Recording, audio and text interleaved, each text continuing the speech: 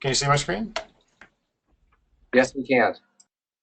Okay, just a few quick cases this week that I have. This one I just had to show because it was such a nice case. This is a young man in his mid-30s who came in with this simultaneous head MR and brain MR and chest CT. And you can see on the flare post-contrast this nice kind of perilymphatic pattern of enhancement and nodularity and masses in the brain here. And let me show you his chest CT, and let me show you the. It looks like you just have the MIPS for some reason, but show you that he has this pattern of clustered nodules and confluent ground glass here with confluent nodules in the lungs, and he has some adenopathy in the mediastinum hyla, and this was biopsied, and this is all sarcoidosis. So it's a nice pattern of sarcoid in the brain to match the lung findings. So just a nice case of sarcoidosis with neurosarcoidosis. And here's just another quick case. This is a patient who had in the mid-30s as well, who had a rather sudden development of a cardiomyopathy, and so went into heart failure. And you can see here that there are kind of there are two impellas here. There's the impella in the LVOT and for left ventricular assist here, and then there's a right-sided impella as well, coursing to the pulmonary artery through the ventricle. So these are a left and a right impella seen on the same in the same patient for support here. So I just thought it was a nice case of overlapping impellas in appropriate positions. Hey, Brent, did they have a massive MI, or why did they need biventricular support? Was it myocarditis or? It's unclear. It's interesting. I mean, for some reason they're thinking about a giant cell myocarditis or something. It's kind of unclear what's going on at the moment. But apparently they can with a need for on pressors, and then a need for biventricular support. So I'll give a follow-up if it becomes clear. They had a myocardial biopsy that was really not revealing. So. But I'll give some follow-up on that. This is an interesting case. I show this because it was a nice case that one of our residents actually picked up during our readout. And here's time one. You can see the pacemaker leads here, and right atrial, right ventricular, and the coronary sinus lead here. And keep that in mind. And look at the follow-up case. And you see this difference in the angulation and the position of the coronary sinus lead. And so the resident suggested, well, could this be a lead dislocation? Is the pacemaker still functioning properly? And sure enough, this lead stopped capturing, and this was a lead dislocation. So just a difference in angulation and positioning with kind of a proximal displacement of the coronary sinus lead. So just a nice case of a coronary sinus lead dislocation there. Here's, I don't know, just another quick case. So I don't know how many people have been seeing these in their institutions, but this was one of the first times I've seen this one.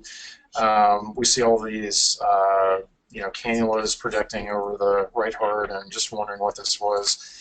And I had, went to the chart to dig through to see what each one of these was. And this is actually this cannula and this cannula that you can see here. These are parts of a left ventricular assist device. This is the Centromag left ventricular assist device. And I'll show you, these are parts of the Centromag cannulas that are attached to a pump coming out here. And let's go back to the radiograph. And one question is, what besides this cannula plugs into the ascending aorta outflow. This is the inflow in through the left atrium, and then you have all these things that seem to be not attached to anything, and these are actually called Ronald Tourniquets. And the Ronald Tourniquet, I have a case of an abdominal case here, but a Ronald Tourniquet is this thing that's sort of a plastic synthetic material that hooks around a venous, arterial venous structure and helps hold it in place. And so this thing it's not really a conduit to anything, it's more of just structural support. And you have 3 Ronald Tourniquets here that kind of hold the parts of the centromag LVAD in place. So that's what's going on with all these tubes and lines. Have other people seen those, the centromag LVAD or RVAD? I mean, there is an RVAD, but there's also an LVAD. Yeah, I've definitely seen many examples of both, but I've never seen the use of those tourniquets to keep them in place. I don't know if that's just an unusual one in your situation because their fixation was considered tenuous or just the style of the surgeon. But I've seen quite a few, but never seen those tourniquets keep them in place. Yeah, maybe the style of the surgeon, because I've noticed since then, multiple cases in which these little tourniquets have been placed. So maybe it's more of the surgeon's style. Okay, and then just one last one. I thought Travis would like this case. Here is a 35-year-old. A man who came in for kind of unrelated reasons, just had a cough, I believe, and I'll show you what I saw when I was looking along the left chest here, multiple nodules. You can see that these are soft tissue nodules along the left posterior pleura, and there are multiple of those nodules, and went back to the prior 2013 chest CT, and this is with contrast, of course, and you can see that they're the same size, multiple nodules there. And first thing that you're also noticing if you look outside here is that there are multiple rib deformities from prior fractures with some sutures, and the spleen has been partially resected. You see a little bit of splenic tissue there, and this is a gunshot wound with trauma with presumptive splenosis here that just has not changed in multiple years, but multiple little nodules here from splenosis and a gunshot injury. So I thought Travis would like that. Of course. So that's all I have this week. All right, thanks, Brent. Those were great. Seth, are you ready now? Yeah, I'm ready. Sorry, I was kind of No on problem. mute there. I don't know who that is a picture of, but that was odd. Okay, unfortunately, I couldn't get one of the cases uploaded, but this is, I think this is a cool case. So this is a woman who had a history of breast cancer, and is this the first case? Yeah, so this is the first case. So she had a history of breast cancer and also had a history of recent renal transplantation. I apologize because I'm having trouble windowing this study. Anyways, she presented with, this case was presented to me back in 2010 in multidisciplinary clinic, and the presumed diagnosis that they were going on that these were breast cancer mets, and that's a fair diagnosis. But I noticed that the distribution's fine, but a lot of these had these kind of little central lucencies, and on top of that, her trachea had some areas of kind of subtle wall thickening, and it turns out when we discussed her further that she was on just started high-dose immunosuppression a few months before this because she also had a renal transplant.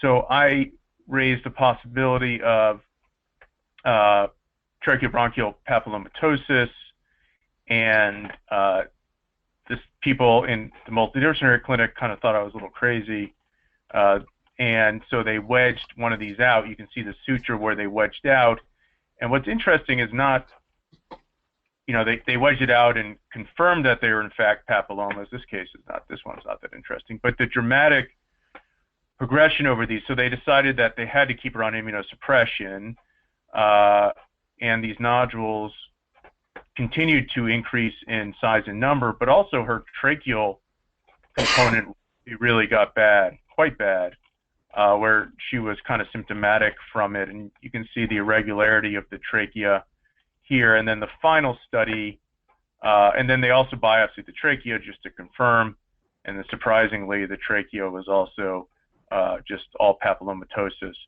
And then towards the end of her run, you can see that the nodules have progressed, and she eventually went on hospice, not necessarily for the papillomatosis, that would be kind of foolish for this, but because of her worsening status in terms of her renal function, and she wasn't a candidate for another transplant. I think she passed away a couple of years ago. And you can see it's just this very irregular, most of the time when I think of papillomatosis, I think of discrete nodules, but here's kind of more circumferential thickening with a few areas. So this is a case of papillomatosis that arose. So clearly her immune system had been able to suppress her HBV infection and her papillomas until she went on systemic immunotherapy, which led to a recurrence and then unfortunately parenchymal dissemination, presumably from just seeding from the trachea. Wow, that's really interesting because we occasionally see it in immunocompetent hosts, but it's so rare compared to the incidence of HPV. I've never thought about immunosuppression maybe affecting the progression. Yeah, no, and I had a study from, and I thought I had, that's why I was looking. I thought I included. I had a study from 6 or 8 months before where it was completely normal before her transplant. And this is her first study post, the initial study I showed was her first study post-transplant. And I don't want to bore you guys looking for it, but I'll send it along, but I have the most beautiful path image of the, what they wedged out of her lung, and it was just all squamous papillomas. And for us, I don't know, again, for us, it's not a diagnosis that it's rare, but we know of it. The surgeons and the radiation oncologists and all that were they had never heard of it. I'm not going to mince words. It's a diagnosis they never even knew existed, and they were, very surprised. But yeah, just a case that really blew up after immunosuppression. And this is a case that people have shown a lot before, but this is actually probably the best case of it I've seen personally, and maybe only the second or third case I've seen, where someone had a type A dissection with basically an area of rupture. And you can see that because of the shared common sheath between the aorta and pulmonary artery and the acute hemorrhage and bleeding, that really you can see the hemorrhage dissecting all the way around the pulmonary arteries until you get extremely peripheral. And she went to surgery and actually survived. And subsequent studies have shown that the hemorrhage around the pulmonary arteries and the aorta have significantly improved. But I know people have shown, and there's also hemopericardium. I just had never seen a case this pronounced personally, but other people have shown similar cases. And that's sadly enough all I have. Oh, it also went into the average subclavian, which is kind of cute. That's all the cases I have for this week. All right. Thanks, Seth. Right? All right. That's a nice example of that. Yeah, that one's, I think, probably the worst I've seen. Okay. Yeah, I know people show them. I've never seen a case like this, but it's impressive. Can you change to a lung window? Can we see if there's any interstitial in the lung? The reason I ask is that you wonder if so much peribronchovascular sheath would impair clearance of lung water, but not really. Oh, there are some septal lines in the right.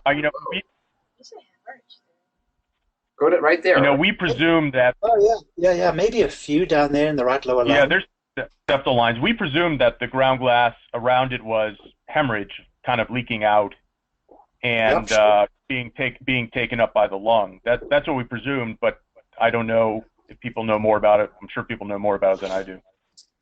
One would think that maybe that peribronchovascular sheath is so clogged up with blood that normal filtration of fluid and clearance from the lung is a little bit inhibited by it. That's kind of a speculative kind of explanation, but it is interesting. So you don't think it's the blood leaking out that's leading to it? You think it's an obstruction of the normal lymphatic and drainage that's leading, or venous drainage that's leading? Okay.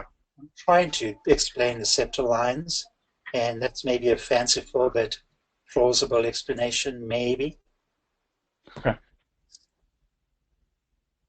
Yeah, but a nice case to that. All right, thanks, guys. All right. Who wants to go next? I can go. All right.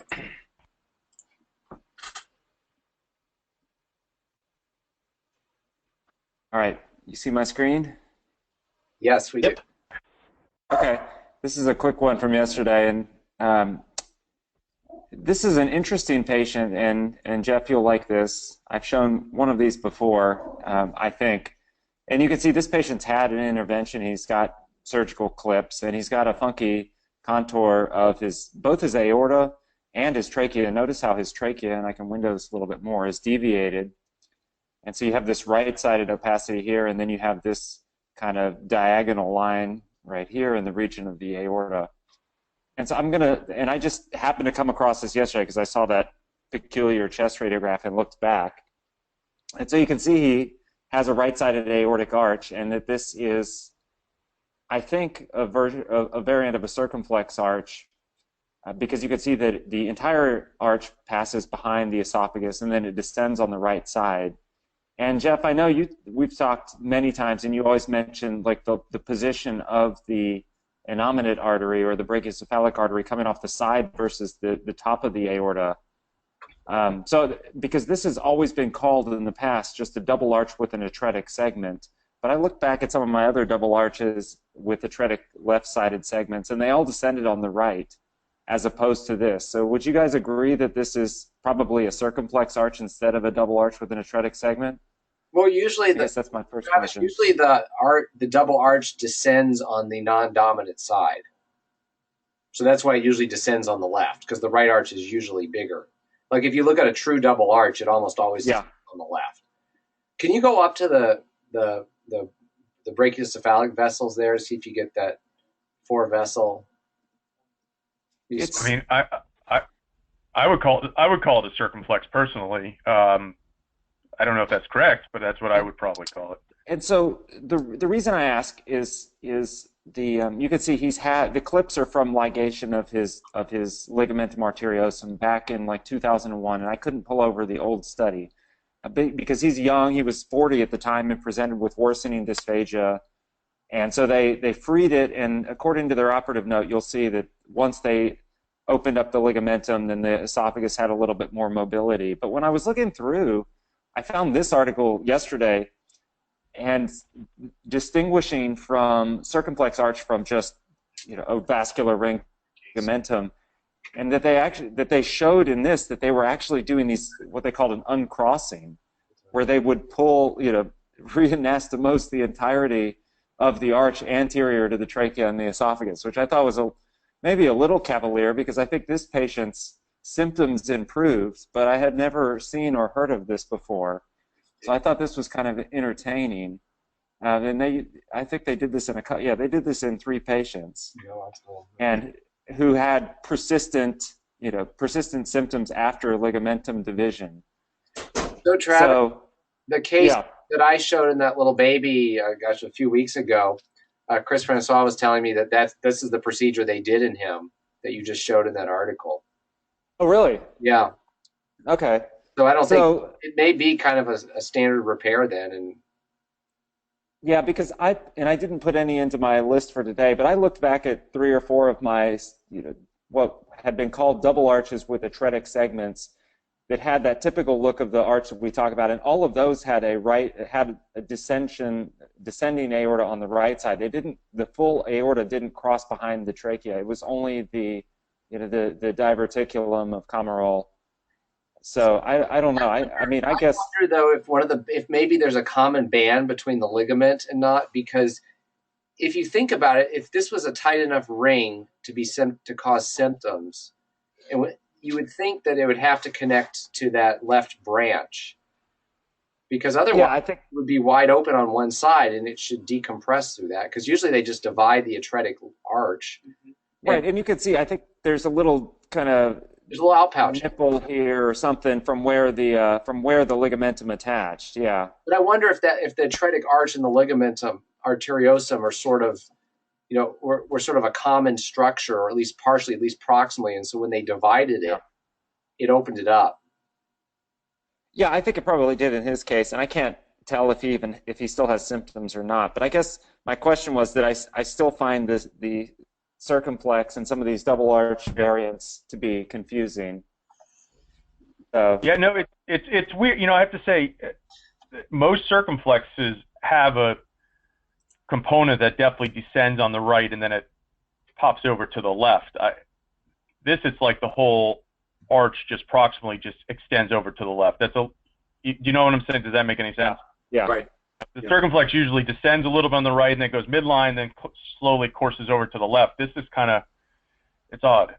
It might be a right arch that has the atretic segment. Given that, I don't know. A double arch with atretic segment, you mean? Yeah. Yeah, sorry, double arch with atretic segment. And just for the record, no, I did not book a hair appointment under my wife's cell phone, even though she keeps texting me here. Yes, you did. Just like you don't like bubbly rosé, right? We all saw it, Travis. Well, I'm sure she's going to write back now when I responded no. So You can all right, but go to your notifications and mute it. yeah, it's okay. I don't have anything to hide that I know Not of. yet. Yeah. All right. This is an interesting case. This is a young woman who got referred to us last week, and this is her outside radiograph from 2008. And at the time of this, I don't know how old she was, in her 20s or 30s. And she was living in Europe at the time and has had symptoms for quite some time, and ever since childhood had occasional bouts of dyspnea and exercise intolerance. And so they diagnosed her with, based on this radiograph, with either Swyer-James or scimitar or some sort of, or congenital lobar emphysema or some sort of congenital lung disease. But as far as I can tell, they never did the CT. And so we did the CT last week, and well, you can see she does have volume loss, and there is some increased lucency on this side, but certainly no scimitar vein. And I'll show you the CT because I think it's quite interesting, because of course the fellow first went and said, well, there's no scimitar vein, and the lung parenchyma looks pretty normal, doesn't look like a Swyer-James. And as we've seen many times now in these cases, it's always important to look at the airways and the branching patterns. And you can see on the right side that there's a really peculiar branching pattern. We have no real fissures, and it looks like it's essentially just one lobe. And I don't know how to label this lobe because there's just some weird branching. It doesn't look like you have a superior segment followed by 4 basilar segments. It doesn't look like a right upper lobe. So I think it's just a single lobe lung with resultant rightward deviation of the itself, or of the mediastinum due to volume loss. But I would argue that there are no findings here that say that she's had a Swyer-James type thing from prior infection. But the one thing I noticed too when I was going back through and looking at this, and Jeff had commented on this when I shared it, is that notice her trachea and how her trachea at the thoracic inlet looks fairly large, and then you get into the intrathoracic trachea and it's smaller, and it's uniformly smaller to the level of the carina. And I guess I didn't save the virtual bronchoscopy that I had done, but Jeff had also done one too, and I suspect that these are going to be full or complete tracheal rings when they go to bronch this patient. So they haven't done it yet, and I've only ever seen complete tracheal rings associated with a pulmonary sling, which she doesn't have. But I was just curious on other people's thoughts, because I think that that's the most likely explanation for why she has symptoms, just given this morphology of her trachea and the fact that one congenital abnormality is probably, leads to another. So. Yeah, she has a non-segmentation anomaly of her spine. Yeah. Oh, yeah, that's right. She had a couple of segmentation anomalies of her spine. And also I thought that her pulmonary veins were kind of cute, too, that she had. At first I thought this was going to be a top pulmonary vein on the right side because it's coming out of the roof, but then I noticed it was going in front of the artery and the airway, which the top pulmonary vein would go behind the bronchus intermedius and then up into the right upper lobe. So I think this is just a rudimentary right superior pulmonary vein if she had, related to the segmentation anomaly, because she has what looks like more of a normal right inferior pulmonary vein. And Seth, like we've shown before, this midline common ostium of all of her pulmonary veins, like she's only a few cell divisions away from a total anomalous pulmonary venous return in utero. So I'll once I get follow-up, the pulmonologist was actually out of town, so they haven't bronched her yet. But once I get follow-up, I'll show you guys. It's interesting. I had a very similar case on MR where the person was sent to us initially for dextrocardia and had the same thing. Had no PAPVR, but had just a single right lobe and very weird venous drainage that was normal but posterior like that, and a small trachea. So I don't know. I don't know. Oh, and actually, that reminds me, mentioning dextrocardia, the other possibility was she had Cartagener syndrome based on her radiograph. In this case, that was one of her other working diagnoses as an outpatient. And obviously, this was not, this was just dextroversion, not dextrocardia. Yeah, no, that's what ours was. It wasn't that she didn't have dextrocardia. It was just pulled over. It was just checked, Right. So, and then I show this as a companion because this is one I stumbled upon last week, and in contrast to that last one, this is a very nice scimitar vein that we see in the right lung, and you see similar findings of volume loss, a little bit of rightward shift of the mediastinum, except on the CT, and this is an old one from our teaching file here that I just found, that you'll see that she does have a scimitar vein, but what's really peculiar about, and it drains into the IVC, what's really peculiar about this case is that it's not the right lower lobe, and she does have multiple lobes, and you can see that she has a normal right inferior pulmonary vein and right middle lobe vein, and that this scimitar vein is all draining an abnormal right upper lobe. So it's all draining from the right upper lobe and then swooping down into the normal scimitar location inferiorly. And there's a few other findings I'll get to in a second, but you can see that her branching of her airways is a little abnormal as well. I don't really, it's hard to say if she just has like two lobes in her right upper, or in her two segments in her right upper lobe. I don't really see a great apical bronchus, but she has this weird band that goes into her lungs. I was looking for a systemic artery to this whole thing, which there may be a tiny little vessel in this thing, but there's also a lot of soft tissue here, and how suggested that maybe she has an accessory hemidiaphragm on this side as well, which I thought was a reasonable thought that I hadn't.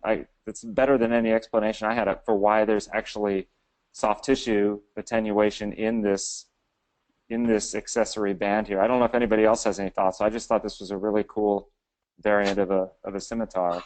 But Travis, doesn't the density of that tissue look like fat rather than muscle? Well, let's see. Or it could even be fluid. Let's see. We could. Pretty dense. Yeah, that's a good point. It looks more like soft tissue. Also, it attaches to the crus. Yeah, there's some. Well, there's variation. So some as high as 65, some 75, but then there is a little bit that's lower as well. If you follow it down, it goes right to the crus. It goes right to the right diaphragmatic crus. But I couldn't tell if this was some vein or other vessel that was just not opacified yet. I doubt it, just because we are in a later phase. Yeah. So it does look like it. Yeah. That's why I liked Howard's theory, but I don't know for sure. I don't know, but just again, Jeff, we can add this to our collection of scimitar variants. Yes, indeed. And, Travis, don't you consider the previous case a scimitar variant too? Scimitar sans scimitar variant of scimitar. Yeah. Right. Scimitar sans scimitar for the other one. Yeah, I like that. So, really quick, two other ones. Just digging through. This was quite a dramatic case. This is the only example of this that I've seen. As you can see, this patient has a huge right lung mass, and I think this ended up being a teratoma. They were a young patient, or some sort of germ cell tumor. I can look at the path in a second, but this was the pre-op radiograph, here's the immediate post-op radiograph. They've done a pneumonectomy, and if you put these up side by side, here's the pre-op. Notice that now what's missing from the left side and what seems to be occupying more right inferior. And of course, this was done after hours, so his status kind of decompensated over a couple of hours. But nobody had actually looked at this radiograph, and then they took him to surgery that night. I think once the surgeon actually looked at this and concluded that this was probably some form of cardiac herniation and torsion, which is what it turned out to be. So this was and I thought I saved the report, but I guess I didn't. Let's see, maybe I have it in draft status here. But yeah, they had taken him to the they took him to the operating room, and I guess I don't have it here, but this was a cardiac torsion and herniation of the heart outside the pericardium. And again, I guess I still haven't seen one of these live, and this was only seen in retrospect because they had already taken him to surgery here. But I thought that was a pretty cool example of this. Had they resected the pericardium? I mean, the heart was outside the pericardium, right? It popped out of the pericardium. Yes, and I think they had, because this was they did an intrapleural pneumonectomy, but I think they had to resect a portion of the pericardium as well, just given the extent of the tumor. So yeah, that would be the most likely explanation. You can see here, it looks like it's extending into the superior pericardial recesses and surrounding the pulmonary artery. So yeah, the defect here is to be quite large because the heart is out, but it's still got blood flow going through it. So when you have smaller pericardial defects and a part of the heart goes out, that may be clinically really significant because of obstruction of blood flow through the heart. And sometimes that appears as a small round convexity where the right atrium should be, for example, and that's called the snow cone sign of pericardial herniation. This one, the whole heart's completely out. Yes. And it's in a sense a good thing because there's no substantial constriction of structures to prevent blood flow going through the heart. Otherwise, they get hypotension and die. Yeah. Right. So his hypotension would have been from partial torsion, not just herniation and incarceration, I think, like you're implying. Something like that, yeah. So, yeah. But this is obviously much more than the snow cone because it's more than just one dollop of ice cream peeking out of a cone. Right. How about a snowball? Yeah, you could call that, I don't know what to call this, where the whole heart is out of the defect. Yeah. But this was the best example of this that I've seen, and the only example. So, all right. Well, Jeff, I will stop there. All right. Thank you. I'll quickly show a companion case to yours, and if there's time, I'll show more cases. We ran into this one just the other day, and it goes right with your couple of your congenital cases. So this is a young woman who unfortunately has a small cell carcinoma of her ovary. So this was staging. And as I scroll through it, the first thing you'll notice is there's a fissure here that's not supposed to be here. And so that caught my attention. And then we were looking, and you'll see there's an airway coming off here behind the pulmonary artery, which is an unusual location. And then you see the Lingler branch, and then the branch is going to the lower lobe. And then you see the fissure here. It was best if I put up the sagittal reformats. Let's do this. There we go. These are the ones that came with the scan here. So if I come to the other side, you can see she has a trilobed lung. And so what we figured out with looking at the airways is this upper lobe is the apical posterior segment. I don't know what lobe we'll call this. We'll call this the middle lobe. Someone drawing there. The middle lobe is the anterior segment and the two lingular segments, and then the lower lobe is the lower lobe. And so I guess this technically fits Caney's law because she had an abnormal airway, and then by definition she has abnormal fissures. But I couldn't find a vascular anomaly to go with it there. But I've seen this bronchus before, but I've never seen a whole separate lobe like this with this distribution. It's not quite a middle. It's like a middle lobe and then some. But Jeff? Yes. What's her pulmonary artery doing? Is it going over its bronchus on the left side, or is it behaving like a right pulmonary artery? it seems to go over it here, and you can see it dives under it. But then it kind of this one runs over this one. And this one here, they're more symmetric if you look at them here. Yeah. I was trying to decide if she had left isomerism, but I couldn't convince myself of it. What if she has right isomerism? That's what I meant. I'm sorry. I tried to convince myself of it, but I could not. Okay. I could be wrong. It's close. Yeah, there was no situs in the abdomen issues, because you look at it, you come down here and you've got the artery kind of running almost on top of it here. This one kind of sneaks behind, so I don't know. It's kind of both. It seems to be going alongside, actually. Yeah. So maybe it is a variant of it. That would be the third strike in Caney's law. So anyway, that was fun. All right, I'll let David or Howard go next. That was my only congenital one. So, David, do you have anything? I have a quickie. All right. I think I'm ready to show my screen. So here's a woman. On your right is a chest radiograph showing the way her hemidiaphragm lay back in January. She had a stem cell transplant in January.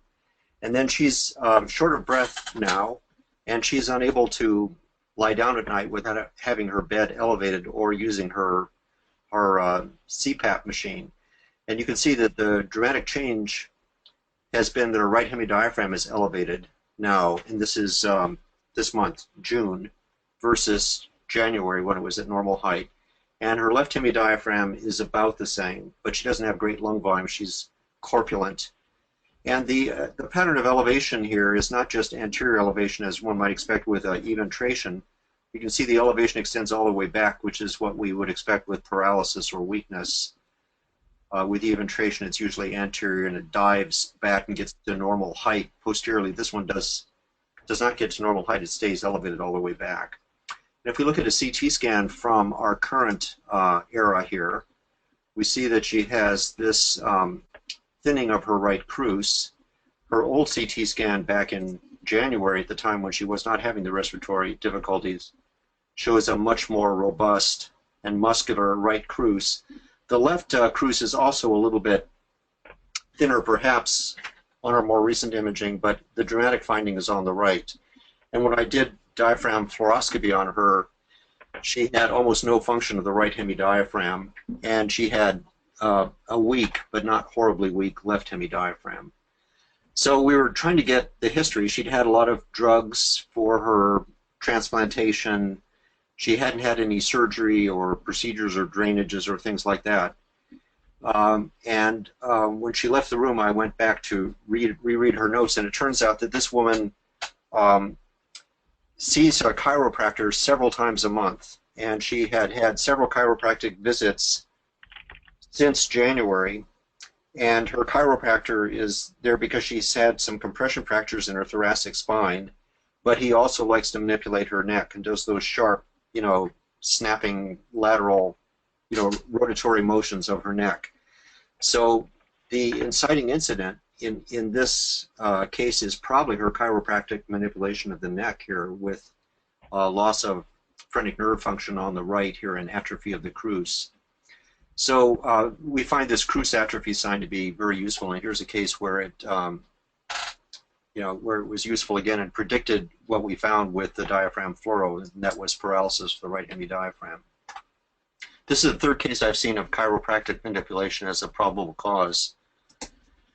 So continuing the diaphragm theme. Dave, real quick, Yeah. if you think she's corpulent, you should come to Baltimore. Okay. You've been in the Pacific Northwest too long. Yes. She looked like she was a little chunky, but He's not. a svelte embonpoint. So we like the French word for corpulent, so it's embonpoint. So we use that. So here's another fellow with a diaphragm issue. These are outside chest radiographs. You can see that he has this very elevated left hemidiaphragm with gas in his stomach underneath that. And here it is on lateral. It's fairly curved. The diagnosis was paralysis of the diaphragm, of the left hemidiaphragm. The cause not known. He was short of breath. And he had this CT scan. So we weren't asked to fluoro this guy. He came in with a diagnosis of paralysis, and he was heading toward plication of the left hemidiaphragm. And so we see that massive elevation of his left hemidiaphragm, but look at his cruce. His left cruce here is actually fairly robust. This is not the atrophied cruce of a paralyzed hemidiaphragm. That's a good-looking left cruce. A lot of normal cruces or crura are thinner than that. So I called the surgeon and said, this really looks like a very large eventration. There was no history of trauma that would have led to herniation. It was a very smooth contour. It didn't look jagged the way a lot of hernias do. So I said, is there any way you can do this plication without destroying the phrenic nerve? Because when they gather up the loose tissue, if it were either a paralyzed hemidiaphragm or an eventration, if they gather up that tissue and then wad it together to form the plication, then there's the risk of damaging whatever phrenic nerve function is there. So I will show you the result. This fellow, let me pull this back up here. He had this this post-operative result. At this point, he's several weeks after surgery. He does have pleural effusion, but his left hemidiaphragm is lower than it used to be. And then here's his repeat CT scan, and you can see that the surgeon 3 weeks out has left the phrenic nerve function intact because we have normal thickness of the cruce again. The cruce has not atrophied. It takes the cruce only about a week to atrophy if it's injured, say from heart surgery or something like that. So the surgeon did the plication out fairly far laterally. You can see, let me show you on coronal view, you can actually see the wad of tissue. This is the wad of tissue that was formed by the plication procedure. And so the preservation of cruce thickness here indicates that the surgeon was successful in preserving phrenic nerve function. When I talked to him, he planned to go out farther lateral than usual because the nerve supply to the cruce is going to head posteriorly, and if he's operating out here laterally, he's not going to interrupt the phrenic nerve spread toward the cruce posteriorly. So I think he modified his procedure by going farther lateral than he would, and he did this open, and this was successful then in preserving the function of that diaphragm. So this fellow will probably get a good result. Normally you don't want to do plication on even, but in this case the surgeon was able to operate on plication. It was a massive eventration that needed an operation, but he did it in a way that preserved function to the phrenic nerve function to the diaphragm. And he changed his diagnosis. The postoperative diagnosis was large eventration rather than paralysis. Interesting. All right. Thanks, David. Hey, David, one last comment on the other case, and I can't remember if we've mentioned this before or not. I saw that lady had right-sided central venous catheters. I know there are case reports of catheter placement causing phrenic nerve injury. I saw a case when I was a fellow, and I don't think you said she hadn't had any procedures, so I think chiropractic is probably the best explanation in her case. But I have seen and read of that before as a cause too. Okay, good point. All right. Howard? Okay. I'm actually, after Trevor showed that case, I'm going back to my old non-DICOM Merck teaching files, so I don't have information here, and I've got JPEGs, but here are nice examples of a herniation of hearts. So in both contexts, and I can't remember the details, there was surgery involving resection of some pericardium, so this is obviously pre-op at some point, but here's post-op, and you can see a good portion of the heart is on the right side. You can see where the catheter is, and here it is, and let's have a look. And that's after they fixed it, so it's kind of before and after. But on these images, there is herniation of heart through a pericardial defect, according to the labels I have in my teaching file there. Let's have a look at this other one. So this one is a patient that had this mass and had sarcoma extending into the atrium. They operated on this patient, and this is preoperative radiography. Here he's post-op, so actually here they did the pneumonectomy. And this is, a little bit closer to a snow cone in the sense that some portion of the heart is poking out. You can imagine the dollop of ice cream on the top of a cone right there. And it looks like that's the only one I have. So 2 cases of transpericardial herniation of a portion of the heart after surgery right there. Howard, is that the atrial appendage on top of the ice cream, the cherry? Right there. Yeah, why not? Let's see. Yeah, that's a good thought right there. So a little bit of the right atrial appendage is poking out, right? Yeah, I can't remember. I guess I was pointing something out there. Yeah. I called it a bump. Yep. So yeah, 2 cases of that. Nice examples of that. Let's see. This one is kind of interesting. The context here is melanoma, and this is follow-up of melanoma. And the young person, I think, doing quite well. And then at a certain point in time, this being August last year, we have this radiograph, sorry, the CT, and we can see the change here. So now we have development of intrathoracic lymph node enlargement. And it is bilateral hilar, some mediastinal, indifferent mediastinal lymph node stations. So that's the finding. And of course, it was suggested that this was metastatic disease, but I think that there were no other findings to suggest metastatic disease, and this was a surprise. So they did a transbronchial biopsy, and if you didn't have that context, I think everyone would reasonably suggest sarcoidosis. And indeed, that's what they found. They found non-caseating granulomas, made a diagnosis of sarcoidosis, and this is spontaneous resolution of it. So this is this month. So sarcoidosis, simulating metastasis to the chest in the patient with melanoma. It's certainly something one should think of, particularly when it's so symmetric like that, and kind of a surprise finding in a person that doesn't otherwise have findings suggestive of metastatic disease. So a nice example of that. Howard, was there any notion that this was a response to immune modulatory therapy, a kind of secondary sarcoid or sarcoid-like reaction? Yeah, In I don't know. Settings. Yeah, that's a good thought. I don't know the answer to that.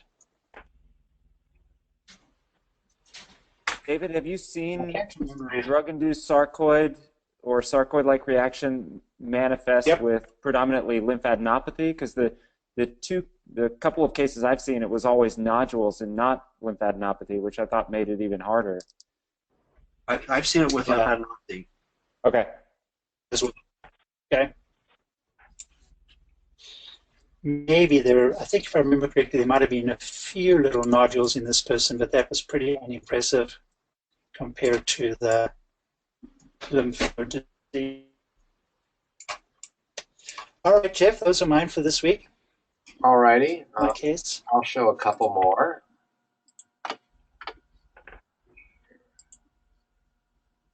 This was kind of a full case brought to my attention by my colleague Chris Francois. So this is a patient.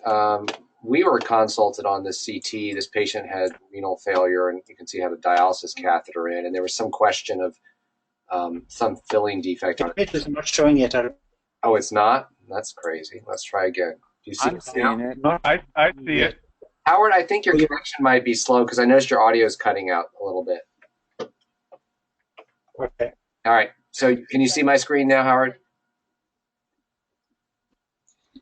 Go ahead. I'll see if I can figure it out. All right. So you can see there's It's coming up. Thank you. a filling defect right here along the catheter tip. So they wanted to know, well, and this was an older scan, they wanted to know what's a better way to get a look at this. So we did an MRA that Chris did, and we can see here, this is the second phase here. So there's already arterial and venous contrast, and you can see right here in the vena cava, there's two things. There's this here, which is actually the new central line they put in. They'd removed the line from the CT, but you'll see this filling defect here in the vein. You can actually follow it across the brachycephalic vein all the way to here. And they thought this might be the other central line, but it turns out they went and looked at the patient in the bore, and this one was long gone. So this entire thing is a fibrin sheath extending from the insertion site or just below it all the way down to the lower cava here, to the junction right there.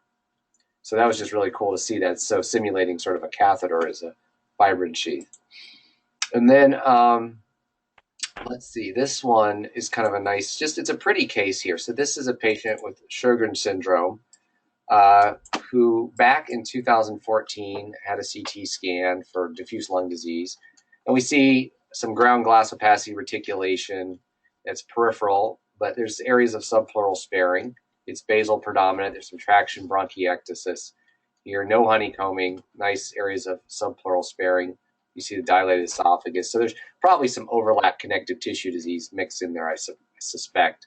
So this is a pretty nice example of an NSIP pattern, but we now have a CT scan from this year that shows this progression. And I thought it was quite striking to see the difference, and they're not quite synced up, but we're starting to see more subpleural involvement and probably some, we might start thinking about calling some honeycombing here. But this is, I think this makes an important point that with these diffuse lung diseases, I like to go back and look as old as I can to get a sense where they started. And I would think we would call that honeycombing there. And there was that paper out of Vancouver where they followed, as I think it was mostly scleroderma patients, but people with NSIP, they followed them out for up to over a decade. And the conclusion was that over time, as the fibrosis progresses, it looks more like UIP, except that you still see there's a lot more central involvement than you typically see. There's the patchy ground glass, so it's still an inconsistent pattern, but it's starting to develop features more aligned with more UIP-like features. So I thought that was a neat progression. This had progressed over 2 years, which is also rather quick. How much of that do you think is organizing pneumonia? Oh, I know lots of it is. That denser stuff, absolutely. Yeah, the whole thing's confusing. Yeah, I agree. I think I look at your paper a lot and talk about it with my trainees. All right, and Jeff, was that person just Sjogren's, or was there scleroderma in that person? They were billed as Sjogren's, but that esophagus and the lung disease, I guarantee you, there was probably one of these complex ones, and maybe they just didn't have all the checkpoints to call it scleroderma. But to have NSIP and just pure Sjogren's is pretty unusual. And I'll show this case because this is a fun radiographic case, and it was kind of a sleuthing case for us. So this is a young man who presented in May with a cough, and you can see he had this vague opacity here on the frontal radiograph and on his lateral. You see a little bit here. It was called infection. What was not appreciated, is this finding here. You'll see the posterior wall of the trachea is abnormal here, and very closely here, the azygoesophageal recess, you really don't see it, but rather this curve heading this way as opposed to the usual azygoesophageal recess there. So he was treated for a community-acquired infection empirically, came back, had a follow-up radiograph, and it got smaller. So they said resolving infection appropriately so. And you see the esophagus, the posterior wall is thickened, but it's not strikingly abnormal. And you can see this with a collapsed esophagus. And then on the patient became symptomatic again. Let's see, here's the follow-up radiograph from the 18th. And we can see it got bigger again. And there's that posterior wall again. So we ran into this when they were sent to our institution for a CT scan, and you all can probably see Jeff, it. Before you show that, isn't the retrocardiac clear space filled up the entire way, like on that lateral you're showing there too, down here? Yeah, right in there. Well, there's the posterior wall there. I guess it's a little dense in here, to be fair. Yeah, you can see there's clearly something there. It's not like you see with lower lobe consolidation where you sort of lose the border, but it is dense. And I think let me pull the one before it.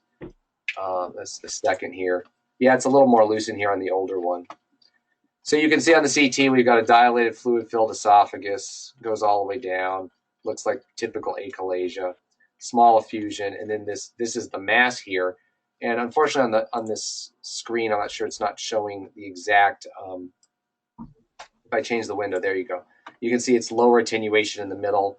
It's got dirty margins around it. Crosses the fissure here from the anterior medial basal to the lower lingula here. So this is presumably a lung abscess that's resulted from aspiration related to his achalasia. It was probably partially treated, and that's why it got smaller but then got bigger again. So he's queued up to see one of the surgeons or GI folks to get this taken, at least diagnosed and taken care of.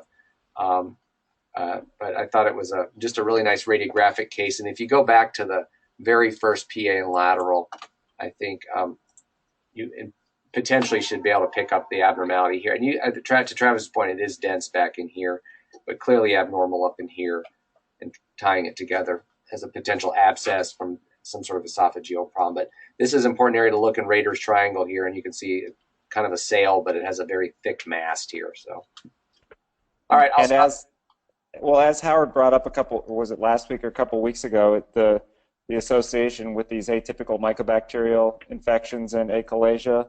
Right. Yeah. In that case I had, they haven't grown anything yet? Infortuitum.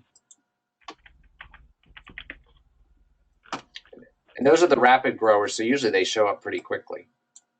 Yeah, the one case I had shown with achalasia kind of fluctuated a little. I mean, it was more consolidation rather than mass like yours. But I didn't include it, but he came in the ED last night with chest pain, and so they did a CT angio.